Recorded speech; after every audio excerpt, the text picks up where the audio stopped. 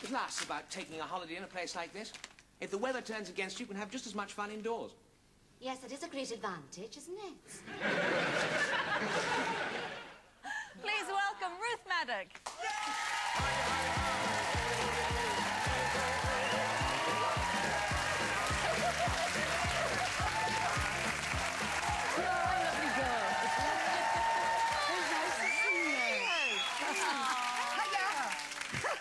Welcome. Clearly you've had a great deal of plastic surgery because you don't look any different. How is that possible?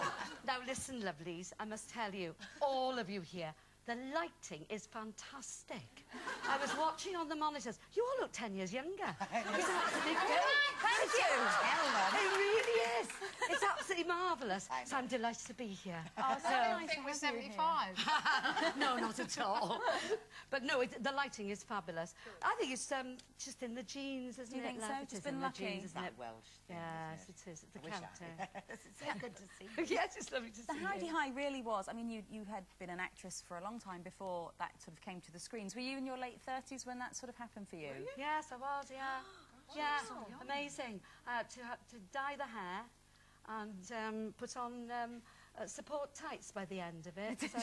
I was nearly 50. So, you know, it was a bit of a, toughie for me because we only moved a year in the whole of the 8 years that we did it. Oh, really? You were only allowed to age a year? That's right.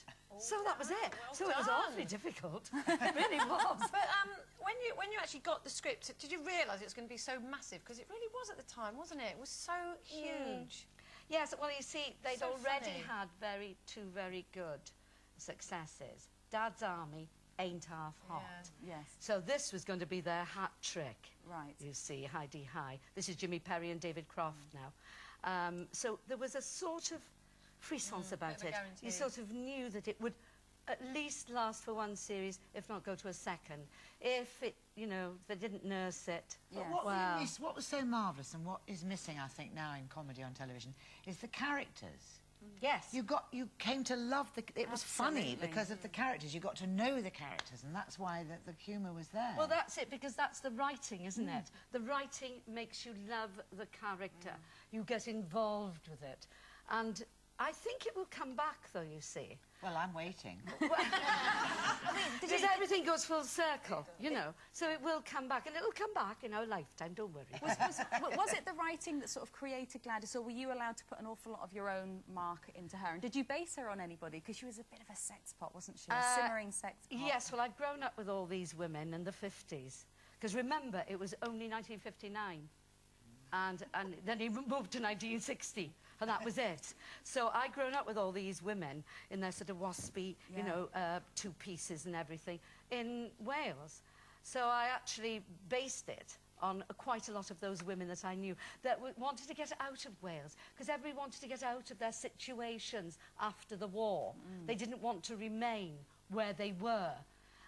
So she was one of them, and she was a stenographer.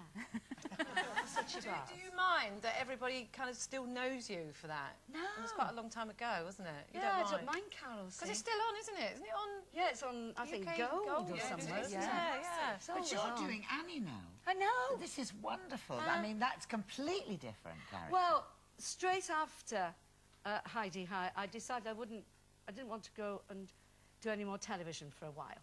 So I went straight into the West End playing American. Then I did The Mother in Gypsy, American. And now I'm playing an American again. And I go from playing sort of Hannigans, and I always play Jewish Americans as well, like Fiddler on the Roof. I did Fiddler on the Roof and played a Jewish lady in that. I don't know why. I think it's because my name's Ruth. She's a nasty bit of work, really, though, isn't she? She's a bit toxic. Well, she is, but she's got another side to you, see, because she's taught all those kids to read, and you get that within the first 5 seconds of the curtain going up when one of the orphans reads. Annie reads to one of the orphans. So you found something to like I about found her. something to like in her. Yeah. And apart from that, she's an old inebriate, bless her. Play that part.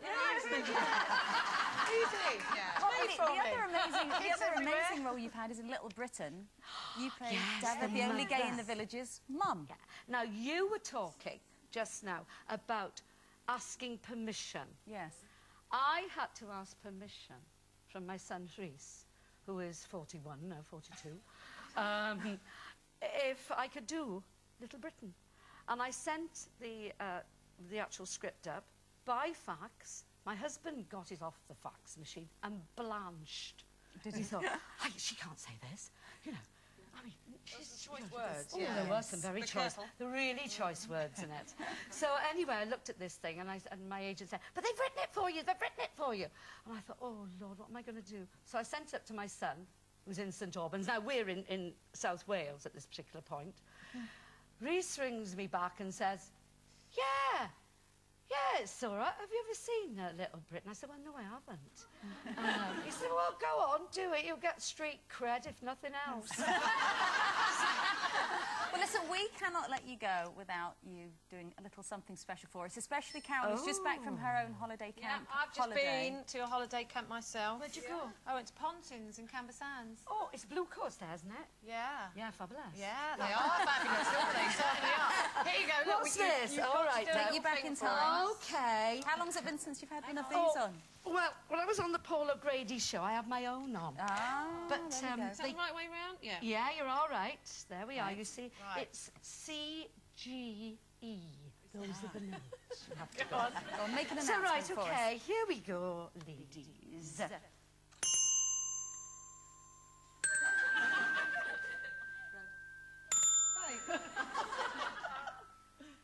Hello, campers. This is Gladys Pugh welcoming all loose women to Marklands. Tonight, in the Hawaiian Ballroom, you can enjoy the dulcet tones of the Wakefield Wanderer herself, Miss Jane MacDonald. Oh, and a special announcement for all males in the age group of 16 to 26.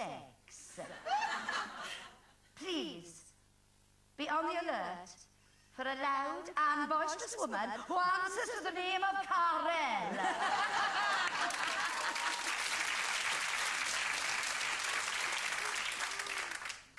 She should not be approached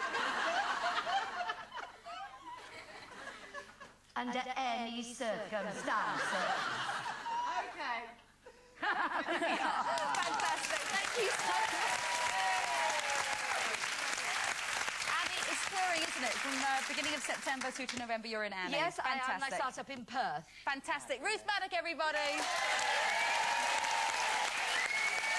Unfortunately, we are out of time for today. Don't miss tomorrow's show. Dame Edna Everage is our special guest, and a performance from the one and only Jane MacDonald to close the series. We'll see you tomorrow.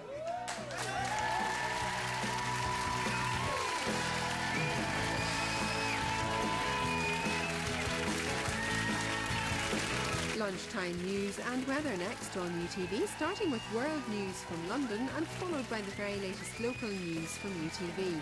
Then Jasper Carrott reveals the secrets of the Golden Ball.